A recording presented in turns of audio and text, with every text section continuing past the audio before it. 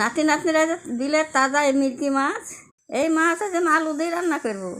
প্রথমে মাছগুলো কুইটিয়ে বাইছে পরিষ্কার করে ধুয়ে নিয়ে আসবো। তারপর শিলে ধুয়ে নিয়ে জিরি আদা রসুন দিয়ে ভালো করে বাইতে তুলে নেব।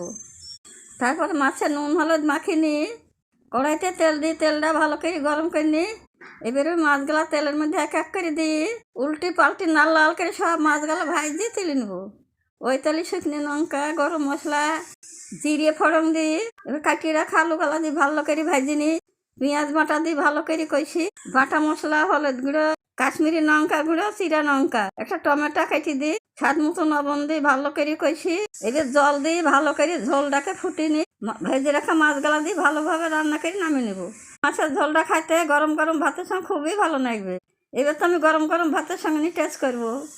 বাবা খাইতে খুব মজা হয়েছে। সবাই ভালো থাকো। আমার ভিডিও ভালো লাগলে সাবস্ক্রাইব করে পরের ভিডিওতে আসছি। টাটা।